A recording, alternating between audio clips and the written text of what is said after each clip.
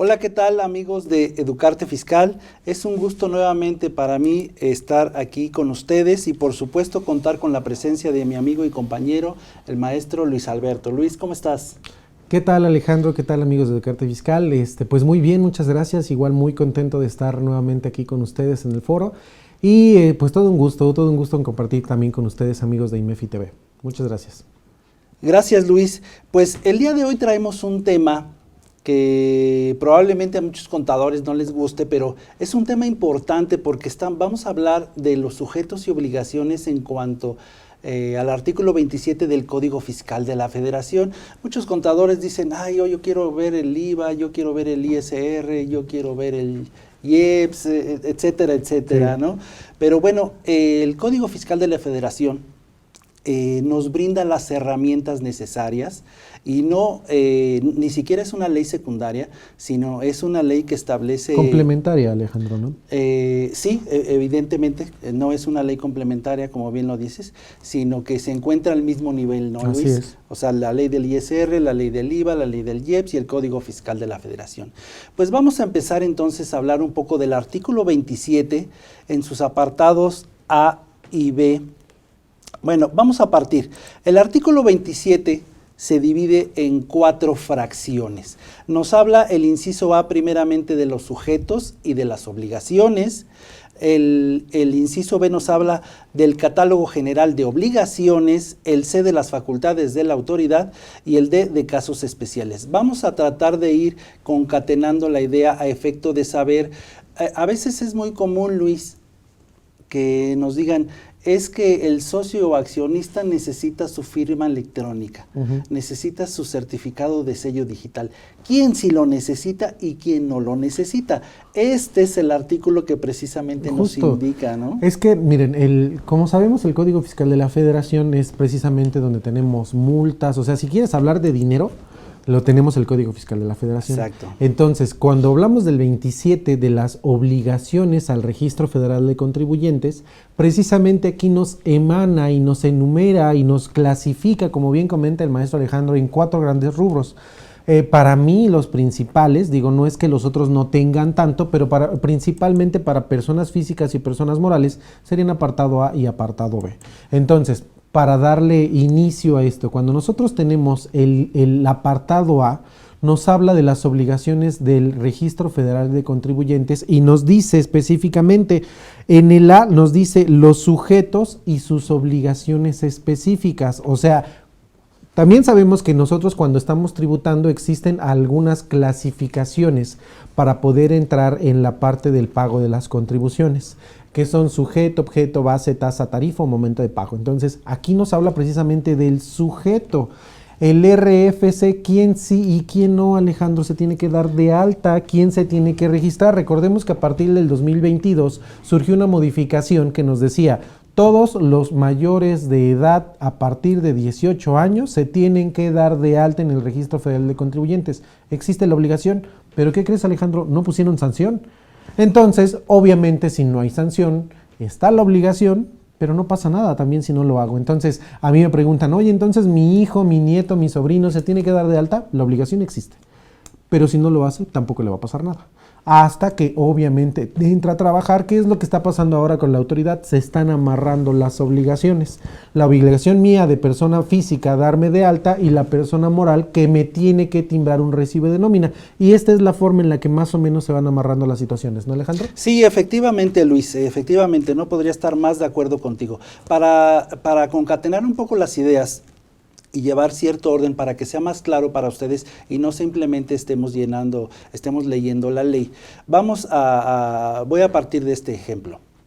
El apartado B, fracción 1, 2, 3 y 4, nos habla en ese orden. Primero, inscripción en el RFC. Segundo, proporcionar información relacionada con el domicilio fiscal. Tercero, mantener el Registro Federal de Contribuyentes el domicilio fiscal. Y cuarto, el certificado de la firma electrónica avanzada. En ese orden. Entonces, nos regresamos a la fracción 1 y nos dice, Las personas físicas y personas morales están obligadas a dar cumplimiento a las fracciones 1, 2, 3 y 4 del apartado B. Es decir, el A tiene que cumplir con las obligaciones del B. Y en el A estamos hablando de personas físicas y personas morales.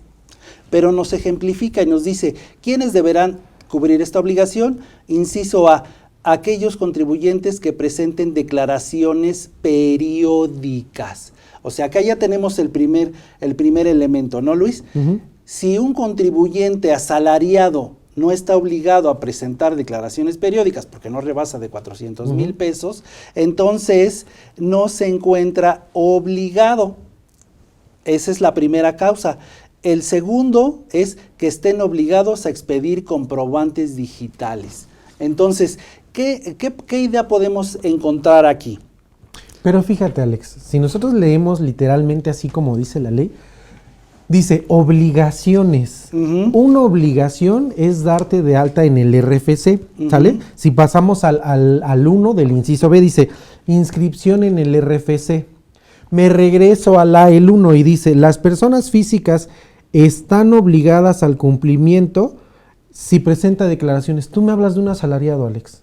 Entonces, si yo soy asalariado en estricto sentido, como no presento declaraciones periódicas, ¿no me tendría que dar de alta en el RFC? Fíjate, es una idea clara que lo que estás mencionando, ¿no? Exactamente. Pero es que no es el trabajador el que está obligado, es el empleador el que se encontraba obligado a inscribirlo. Has dado la palabra correcta, Alejandro. Era el obligado el empleador, pero ¿qué sucede hoy en día?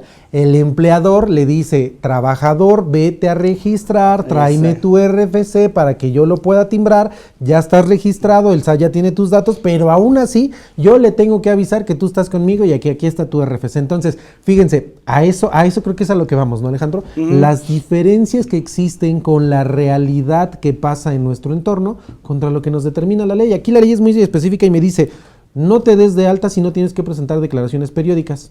Ah, bueno, pero ¿qué crees? Que una de las obligaciones como personas físicas cuando eres asalariado es tener un alta en el RFC para que te puedan timbrar tu recibo de nómina, ¿sale? Entonces creo que esa es una de las implicaciones. Sí, es una de ellas, es muy importante.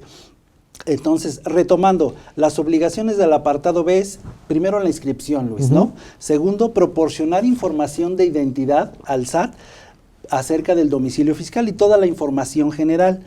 Tercero, el domicilio fiscal. Y cuarto es en el que quiero hacer hincapié, en el certificado de la firma electrónica, lo que nosotros conocemos como la FIEL.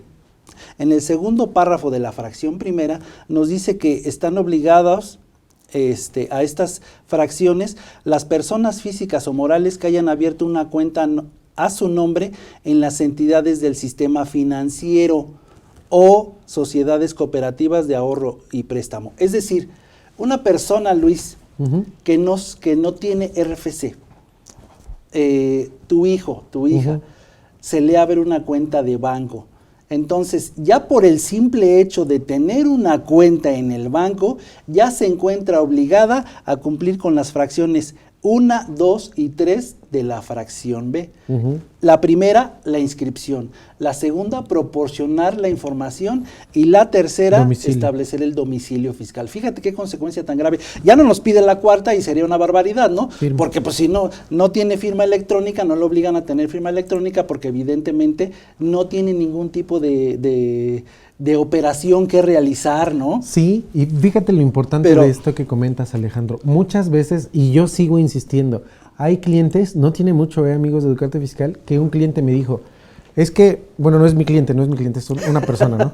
Dice, es que, ¿sabes qué? Yo tengo mi cuenta fiscal y mi cuenta no fiscal. Así literal me dijo, es que yo cobro en esta todo lo que facturo y cuando no me piden factura les pido que me depositen en esta.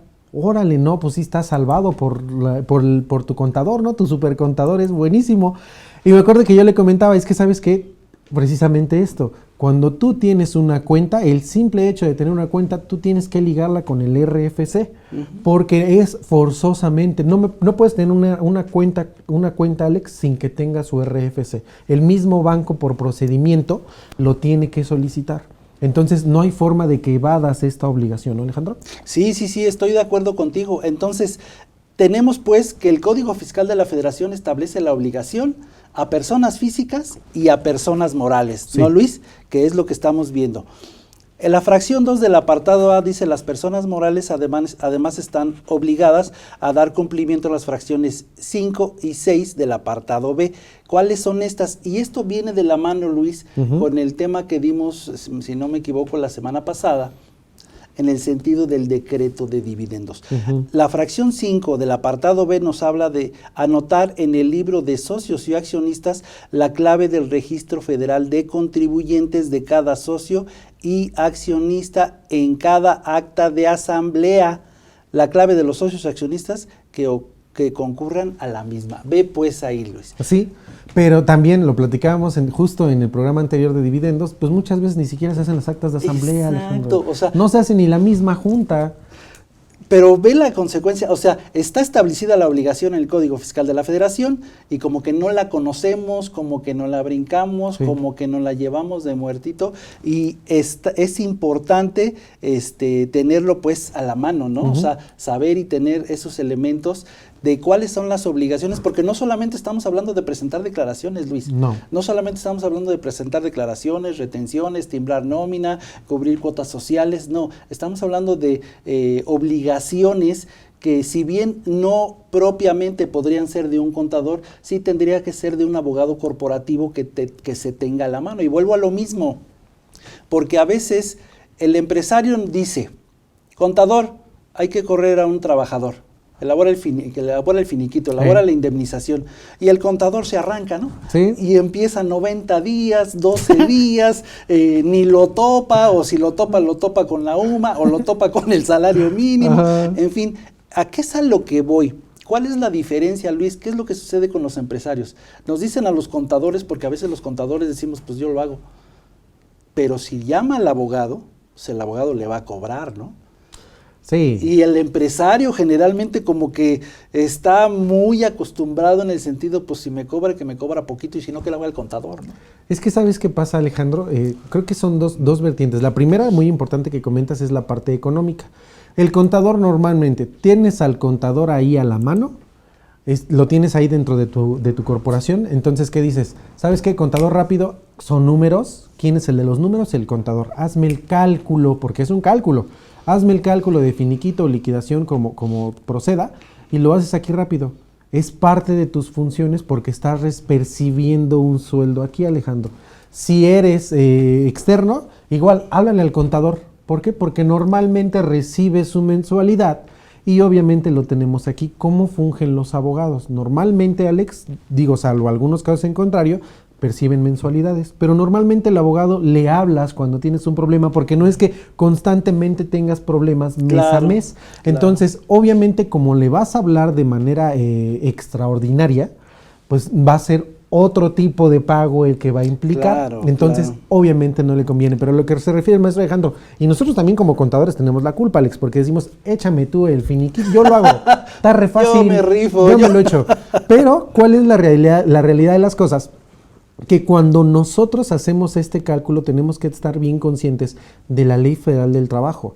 Y nosotros sabemos que hay muchos artículos, tanto reglamentos, resoluciones y demás, que a veces se nos van de las manos. Y precisamente este 27 es uno de los que muchas veces se nos van. Como bien dice Alejandro, pues es que esta es una de las funciones corporativas legales. Pues sí, pero ¿qué crees, Alex? Que también tú como contador en el 27 tienes que ir de la manita con el contribuyente para irle diciendo, date de alta, este sí, este no.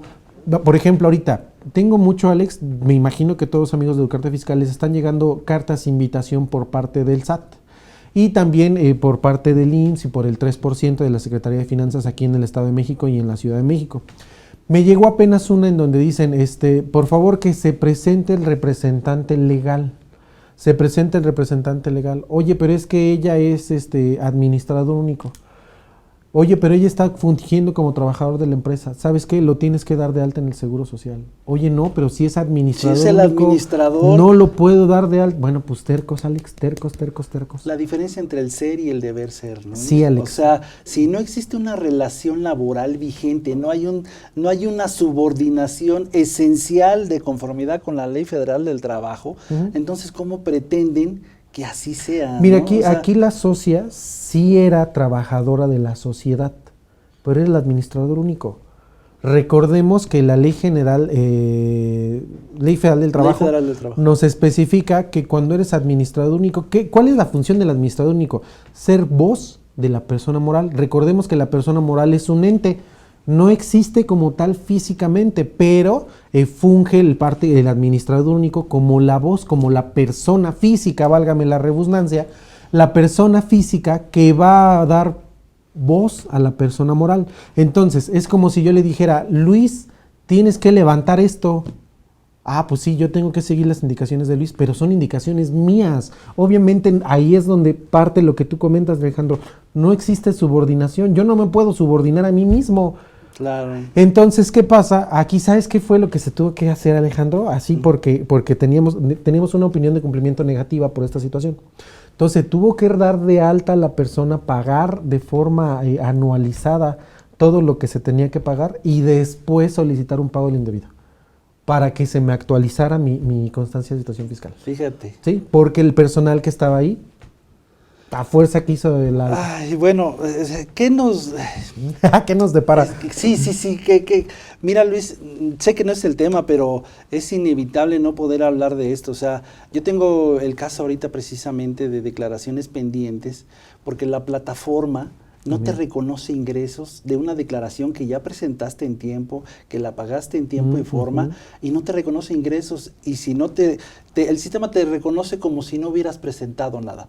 Entonces, pues no te reconoce ni la deducción, ni el acreditamiento, ni el ingreso, ni el pago, nada. Entonces, es un verdadero dolor de cabeza para nosotros como contadores, que nos preocupamos por leer la ley, que nos preocupamos por mantenernos actualizados, y la herramienta del SAT sencillamente no funciona. No funciona en el sentido de que, oye, pero yo ¿por qué tengo que estar preocupándome por esto? ¿Por qué tengo que estar metiendo aclaraciones para que la página funcione como debe de ser, ¿no? Entonces, no solamente nos enfrentamos contra personas que probablemente desconocen la ley, sino que problemas técnicos que no están en nuestras manos resolver, ¿no? Pero bueno, ya me estoy aquí desahogando porque tengo algunas declaraciones ahí pendientes y mi equipo no ha podido avanzar con eso. Pero bien, vamos a retomar la fracción 6 del apartado B. En cuanto a las personas morales, ya vimos que están obligados a anotar en el RFC, en el libro de actas y en las asambleas. También están obligados a presentar un aviso en el Registro Federal de Contribuyentes, a través del cual informen el nombre, y la clave del RFC de los contribuyentes, de los socios o accionistas, así como asociados y demás personas. Y aquí quiero detenerme un momento cuando habla de socios y accionistas y habla de asociados. Evidentemente está hablando de aquellas sociedades y asociaciones civiles. Y cuando habla de demás personas, también está hablando de estas entidades económicas que son, se me fue el nombre, fundaciones para ayuda, ahorita que recuerde el nombre. Asociaciones civiles y sociedades civiles, ¿no? No, pero tiene otro nombre, IAP, instituciones para, ahorita recuerdo el nombre, pero son de asistencia pública, ¿no? Okay. Ese es el caso. Entonces, debemos de informar también el porcentaje de participación en el capital, así como quién ejerce el control efectivo, ¿no, Luis? Y aquí cuando hablamos de control efectivo, pues nos viene luego a la cabeza el beneficiario controlador, ¿no? O sea, quién realmente tiene el control efectivo en la administración de la empresa, que son conceptos, si no nuevos, sí relativamente novedosos, en el sentido de que, oye, pues hace 5 años ese concepto no existía, ¿no? Y ahorita lo tenemos en mente para informar al SAT, ¿no? De tal forma que el SAT lo que pretende saber, yo quiero saber quién lleva el control en la sociedad en cuanto a la toma de decisiones y cuál es la participación de la tenencia accionaria, ¿no? Muy de la mano con el tema de dividendos que acabamos de ver. Sí, es que, por ejemplo, esto que comentas, Alejandro, del beneficiario controlador va muy específicamente por qué lo marca la autoridad, y como bien dice Alejandro, es algo novedoso, es precisamente porque muchos accionistas o muchas personas físicas, ¿qué es lo que hacían? ¿Sabes qué?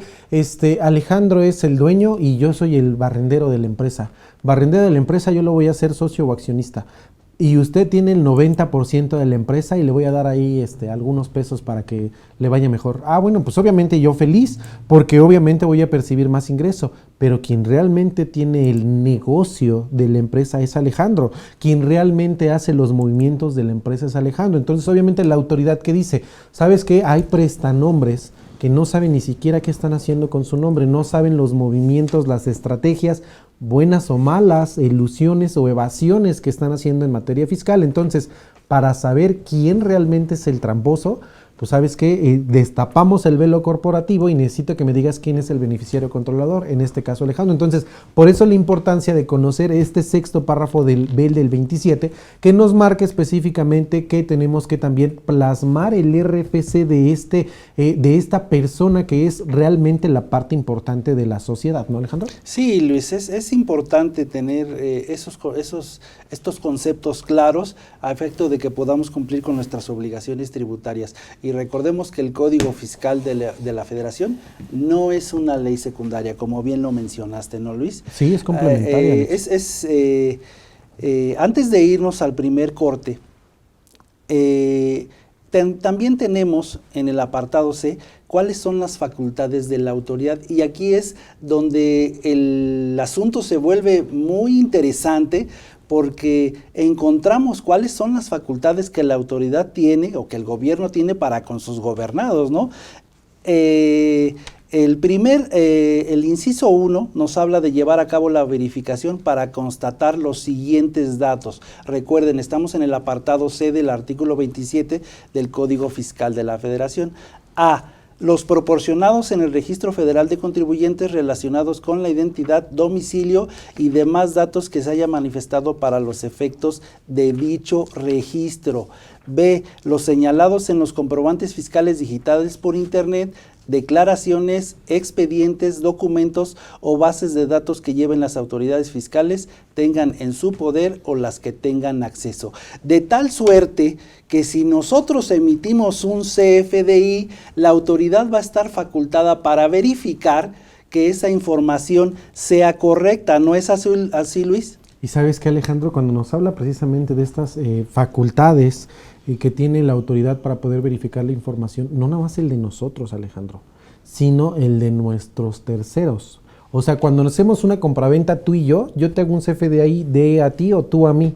Pero en este caso recordemos que también tienen oportunidad de verificar precisamente los bancos. A eso me refiero con que empiezan a concatenar la situación. Obviamente, si yo tengo un RFC, tú me dices, a ver Luis, tú me estás diciendo que estás recibiendo 100 pesos por una venta que le hiciste a Alejandro, pero ¿qué crees? Que reviso tu estado de cuenta y en tu estado de cuenta dice que Alejandro te hizo una transferencia de 200 pesos. Entonces, ¿dónde están esos otros 100 pesos que no me estás demostrando? A eso me refiero con terceros. Y obviamente también recordemos que proveedores, clientes también pueden ser molestados para facultades de verificación de la información de la autoridad, que precisamente están buscando la información de un principal. ¿Me explico? Sí, Luis, sí, estoy completamente de acuerdo. Bueno, vamos a un pequeño espacio publicitario y regresamos para retomar el punto. Gracias.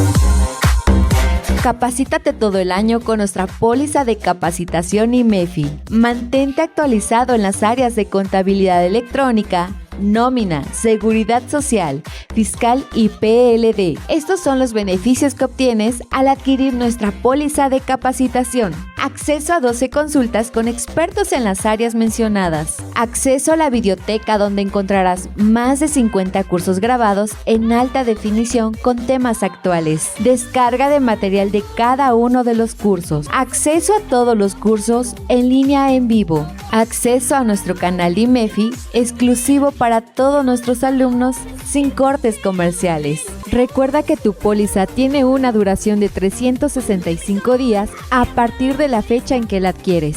Para mayor información, comunícate a través de nuestro WhatsApp 5581 54 74 37 o mándanos un correo a cursos@imefi.com.mx. Recuerda que IMEFI es la casa de los contadores y aquí te capacitas con los mejores.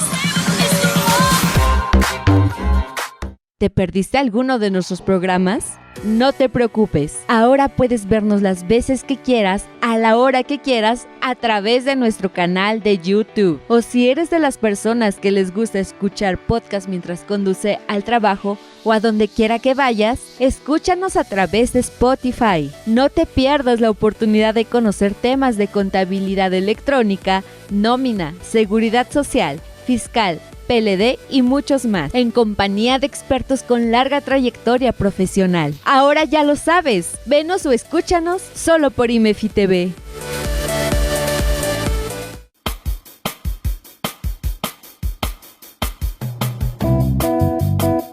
¿Qué tal, amigos? Soy Javier Martínez y quiero invitarlos a el curso de Código de Ética e Integridad del Contador Público y las Empresas 2023. Este curso es por demás interesante y los objetivos que tenemos es que tú puedas implementar un código de integridad en tu empresa. Esa sería algo de lo que queremos. En el temario tenemos primero el código de ética y la integridad del contador público dentro de nuestro código de ética como contadores públicos, y después vamos a revisar el código de integridad y ética empresarial del Consejo Coordinador Empresarial, donde básicamente nos vamos a enfocar en los principios de integridad y ética empresarial que están proponiendo en este documento.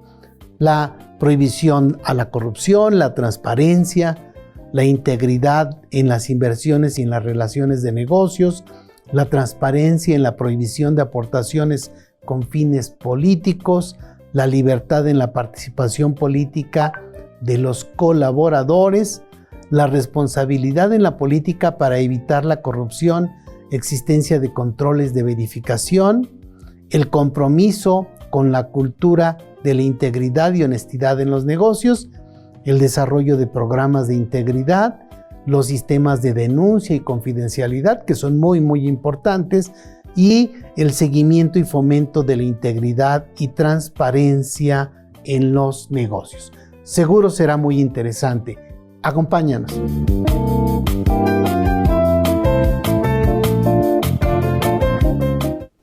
Bueno, pues ya estamos de regreso. Nos quedamos revisando el apartado C del artículo 27 del Código Fiscal de la Federación, el cual nos habla de las facultades de la autoridad para realizar verificaciones en cuanto a lo que se había manifestado por los contribuyentes. Tenemos una parte importante que la autoridad está facultada para verificar la existencia y localización del domicilio fiscal, y es aquí donde me quiero detener un momento. Porque seguramente a muchos de ustedes, cuando les han hecho o han solicitado alguna verificación del domicilio fiscal, llega el notificador o llega el trabajador del SAT y lo que te dicen es: yo quiero ver aquí el inventario, la maquinaria, los trabajadores, el directo, o sea, quieren ver una empresa funcionando como tal, ¿no? Y eso te trae como consecuencias, al menos a mí en lo personal me ha traído como problema, que dice: oye, tengo aquí una empresa, pero aquí no están las máquinas, aquí dice que te dedicas a vender ropa, pero aquí no están las máquinas. Entonces te dicen de contribuyente no localizado, y qué barbaridad que no, a veces tenemos el conocimiento de ver qué es lo que establece el artículo 10 en cuanto al domicilio fiscal de las personas morales, ¿no, Luis? Sí, recordemos que la base del domicilio fiscal es el 10 precisamente del código, y nos especifica qué se le va a considerar como domicilio fiscal. Y retomando un poquito antes de pasarnos directo al 10, recordemos que la autoridad, dentro de las facultades que tiene, puede hacer uso de geolocalización, o sea, ya puede tomar en cuenta también algunas georreferencias, así es, georreferencias satelitales por las cuales puede estar ubicando nuestro domicilio fiscal. O sea, la autoridad aquí, Alex, fíjate que yo voy un poquito más arriba de por qué específicamente buscan el domicilio fiscal. Y recordemos, tenemos un programa también ahí, si no mal recuerdo, Alex, de los 3 elementos de factores de vinculación, en el cual nos habla precisamente de un establecimiento permanente, fuente de riqueza y el residencia. Entonces, obviamente, cuando nosotros tomamos en cuenta como persona física o persona moral la residencia, pues obviamente vamos a tener van a poder realizar el cobro de las contribuciones. Entonces, muy diferente también la residencia, Alejandro, cuando hablamos en materia fiscal a cuando hablamos en materia aduanera, porque en materia fiscal obviamente nos especifica el 10 del Código Fiscal de la Federación para personas físicas en el apartado, en la fracción primera, y en la fracción segunda nos lo marca para las personas morales.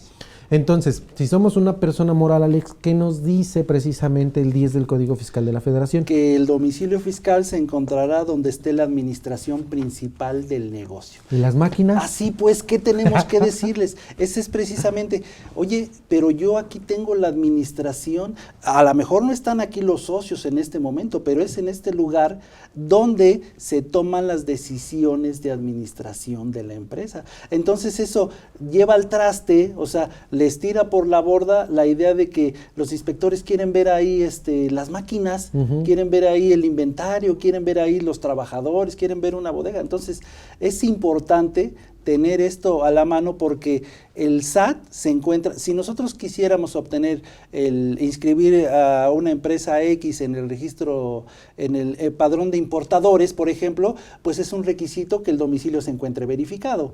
Pero si llegan y no encuentran la maquinaria y te dicen, pues aquí no está la máquina, no, espérame, chaparrito, pero no te vayas tan rápido.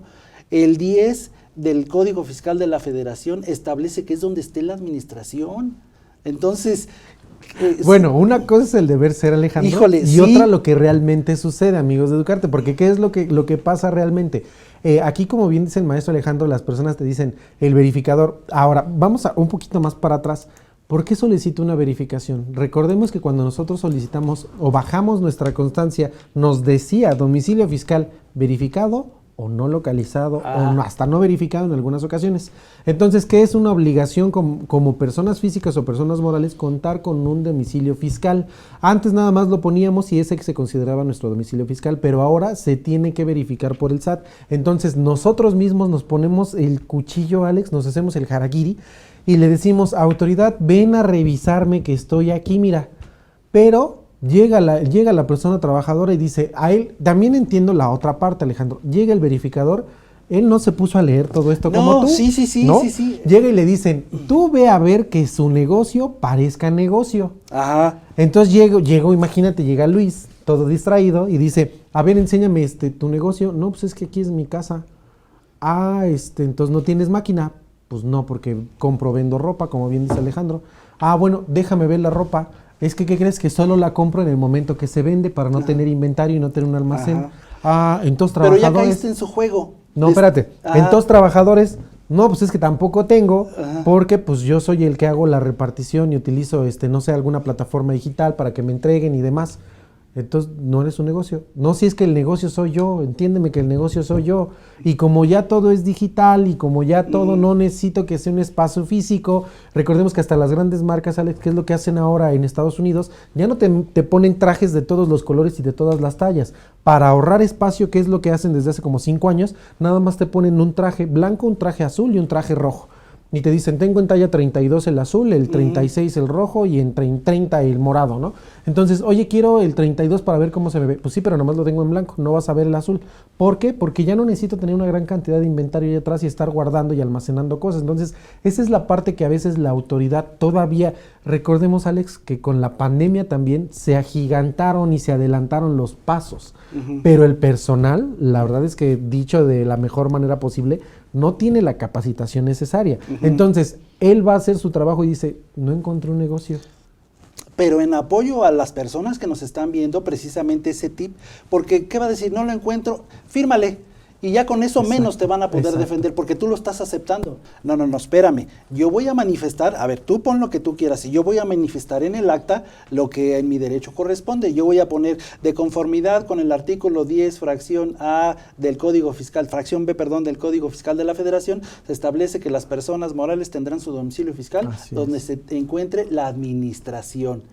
Razón por la cual manifiesto que la administración se encuentra en este domicilio, lo cual documento, si es posible, con un acta de asamblea en donde dice que se reunieron los socios tal día, tal fecha, en tal lugar, para que tengamos los elementos necesarios. O sea, ¿qué es lo que estamos diciendo? Pues que aunque hay una diferencia abismal entre el ser y el deber ser, nosotros tenemos los elementos para poder defendernos y no caer un poco en las exigencias a veces desmesuradas del personal del SAT, que como bien lo dices, Luis, es muy probable que no sean contadores y mucho menos tal vez sean especialistas fiscales, ¿no? No, Y lo digo no demeritando, ¿no? Demeritando, sino con el respeto que me merecen, por supuesto, pero debemos de salir avante en ese tipo de situaciones. Oye, entonces decirlo, Alejandro, ¿no? entiendo que tú hiciste esa anotación ¿Sí? en la verificación. Sí. A ver, coméntanos.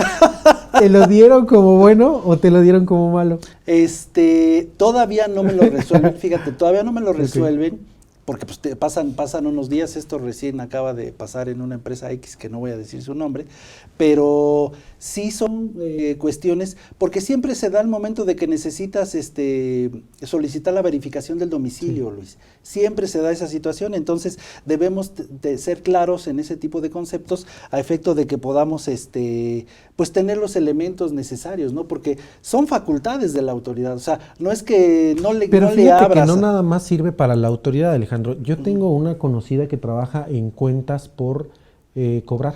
Ajá. Y precisamente para realizar el préstamo de mercancía, obviamente tiene que hacer primero su análisis y manda a sus cobradores a que verifiquen el establecimiento, a que demás cosas que hacen para poder darle un crédito a una persona, ¿no? Entonces, en alguna me decía, es que sabes que nosotros vamos al domicilio y como el domicilio está hasta adentro, o sea, tenían muchas opciones, muchas limitaciones para poder verificar el domicilio. Y me dice, entonces, ¿sabes qué fue lo que hice? Pedirle una constancia de situación fiscal y ahí me decía no localizado. Y ese fue el motivo para no darle un crédito que él estaba solicitando de una buena cantidad.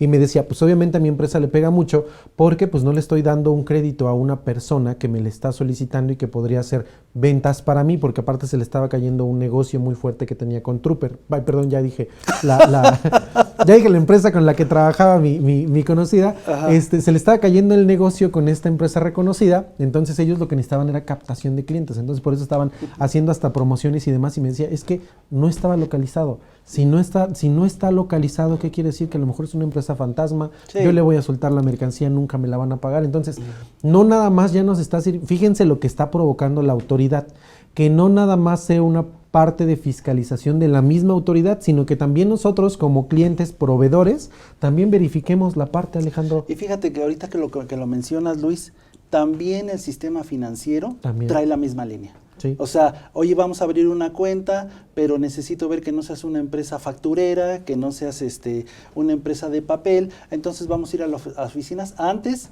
de aperturarte la cuenta bancaria y tienen la misma línea. Sí. O sea, yo quiero ver la maquinaria. Oye, pero es una empresa de nueva creación.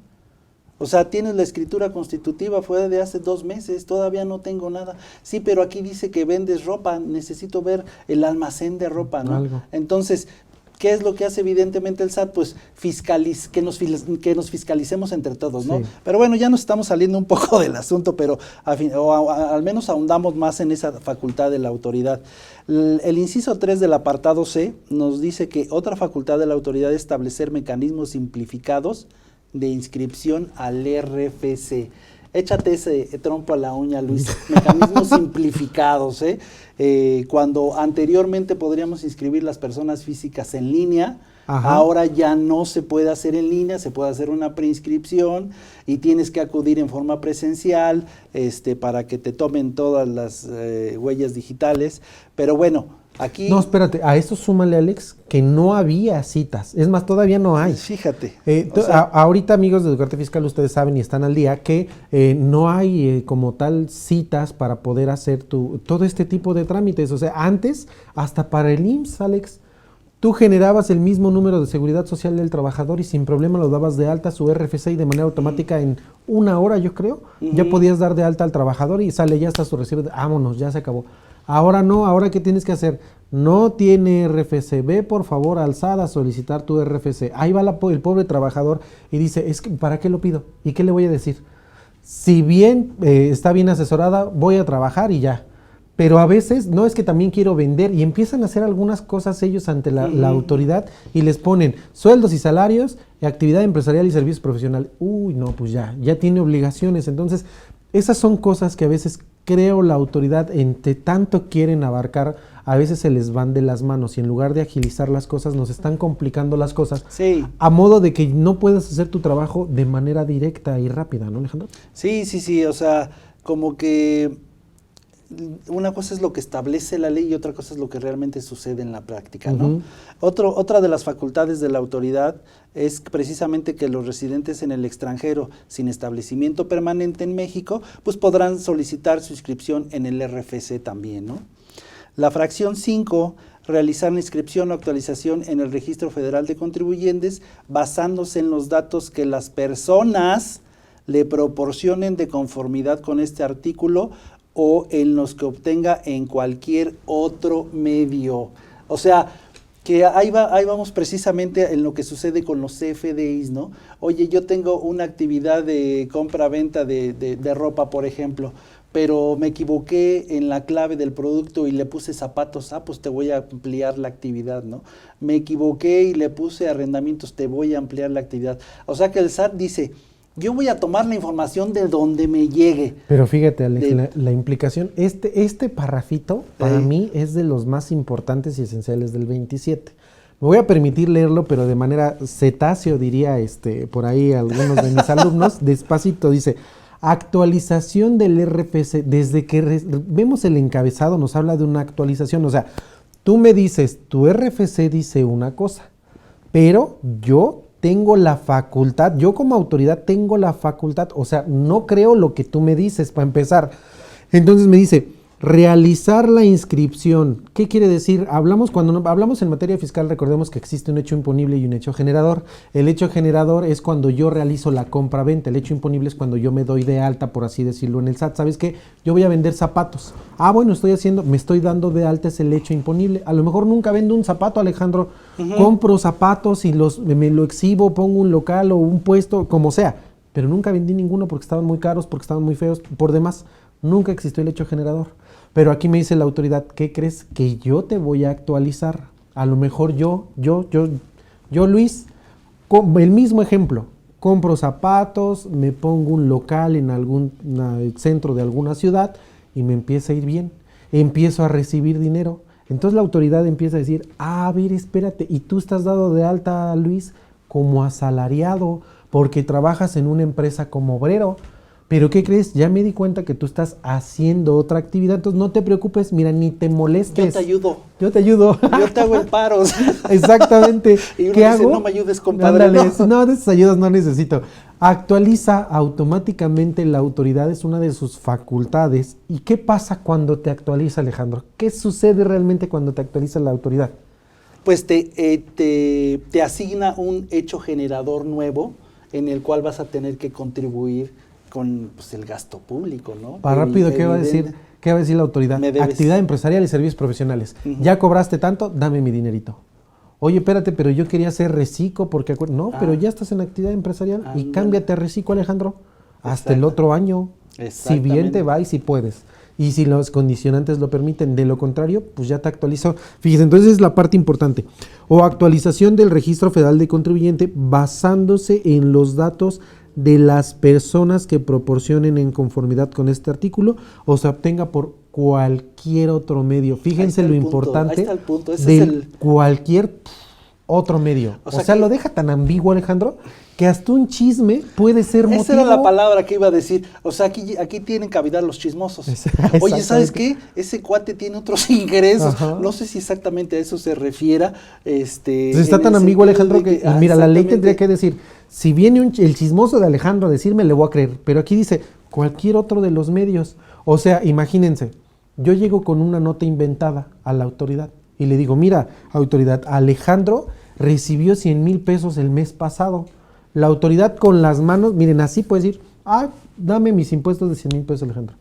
Tú vas a decir, oye, pero es que no es posible, yo estoy dado de alta en sueldo de salario. Sí, pero ¿qué crees? Que aquí tengo este documento que avala que tú estás recibiendo, que estás haciendo otra cosa. Entonces, yo te actualizo. Entonces, creo que por eso les comentaba, si nosotros lo empezamos a desmenuzar, a veces los dejamos pasar así como, no pasa nada. Sí, sí, ¿No? sí. También cuando nosotros hablamos de la anterior inscripción de extranjeros en el RFC, igual, es lo mismo que hablábamos de los 3 vínculos para que nos cobren el Factores de impuesto, vinculación. los factores de vinculación. Cuando hablamos de la residencia del extranjero, imagínense, viene alguien extranjero, algún conocido, cualquier persona llega al país y se está en materia aduanera más de 183 días, que representa más de la mitad del año. En materia aduanera, en fiscal ya no aparece, hace como 20 años que desapareció, no recuerdo exactamente hace cuánto, pero antes 183 días implicaban que ya tenías la residencia en México. En materia aduanera sigue, en materia fiscal ya no. Pero, obviamente, si nosotros tenemos a un extranjero, el extranjero, ¿qué es lo que va a hacer? Pues va a decir, no, yo pago mis impuestos. ¿Qué le pasó a Shakira? ¿Qué le pasó a Messi? Eso precisamente, la residencia ellos la tenían en su país porque tenían su casa habitación. Pero ¿qué pasa? España se da cuenta y dice, a ver, espérate, si eres de otro país, pero tu casa habitación está aquí. Exactamente. Entonces, como tu casa de habitación está aquí y ya has permanecido más de 183 días, ¿qué crees? Que me debes los impuestos a mí, no allá. Oye, pero yo ya pagué allá. Bueno, pues ya vamos a ver si existe un acuerdo, un tratado precisamente tributación. que no exista doble tributación y acreditas lo que ya pagaste allá. Pero ¿qué tal si no tenemos un tratado? Sí, es que los factores de vinculación es importante conocerlos precisamente porque los países se van a pelear porque sus Es lo que nacionales quieren, Alejandro. sean residentes para que me pagues aquí. Oye, no, o sea, yo no quiero que pagues en otro lado. Bueno, si ya estás viviendo en otro lado, pues ya ni modo, ya te me escapaste, ¿no? Sí. Pero si tú, recordemos que se presume que todo nacional es residente en México. Salvo prueba en contrario. Entonces es ahí donde los gobiernos dicen, no, yo quiero que seas de aquí para que me pagues aquí los impuestos y te lo acredites ya de donde eres, ¿no? Sí. Pero bueno, ese es uno de los puntos que precisamente pues la autoridad tiene como facultad, ¿no? Y ya en los minutos finales del programa, Luis, porque pues evidentemente nosotros queremos abarcar todo, pero es mucho lo que pretendemos en este tipo de programas, pues es darles un poquito de lo que establece la ley, compartirles nuestros puntos de vista y evidentemente pues más o menos irlos como encaminando en ese sentido, ¿no? No es el punto venir aquí y leer la ley frente a ustedes, sino más o menos hacer un análisis, estudiarlo, analizarlo y ver cómo podemos utilizarlo de tal forma que sea en beneficio de nosotros, ¿no, Luis? Sí, entonces, Alex. en ese orden de ideas, Luis, comentarios finales para despedir el programa. Sí, pues antes que nada un agradecimiento a ustedes por seguir viendo nuestro programa y pues sí, como la parte final es necesario que nosotros tomemos en cuenta las implicaciones que subsisten. No es nada más, date de alta en el RFC, no pasa nada. No, ya lo acabamos de ver en el 27, cuáles son las implicaciones. ¿Qué pasa si hago? ¿Qué pasa si no hago? Obviamente todo, alguna vez algún maestro de lógica nos explicaba y nos decía, cada paso que tú decides dar tiene alguna implicación, sea buena o sea mala. En materia fiscal es exactamente lo mismo. Cada cosa que tú quieres hacer, cada CFDI, cada movimiento, cada constancia, cada cosa que tú quieres realizar va a tener una repercusión. Esta repercusión normalmente va a ser en materia económica, que nos cobren alguna multa, que nos cobren alguna contribución, pero va a tener alguna repercusión, alguna obligación también de hacer o de no hacer. Entonces es necesario concatenar todas las facultades, todas las opciones que nos da la autoridad para obviamente salir lo mejor posible de estas situaciones que nos marca la misma autoridad. Y pues bueno, yo soy Luis Alberto Morales Sosa, todo un gusto haber estado con ustedes. A mí me encuentran en contacto @contabilidadfiscal.net y nos vemos hasta la próxima. Muchas gracias, Luis. Pues para mí siempre es y será un gusto compartir estas ideas con ustedes. Es importante siempre mantenernos actualizados, creo que soy muy reiterativo en esa cuestión. Simplemente invitarlos a que nos sigan acompañando, si es que tienen un rato, pues algún tiempo para escucharnos, para vernos y de alguna manera para obtener un poco de información que les sea de utilidad. Pues sin más, les doy las gracias por habernos acompañado el día de hoy. Mi nombre es Alejandro Valdés Ledesma. A mí me encuentran en alejandrovaldez@valdesiasoc.com. Muchas gracias y hasta la próxima.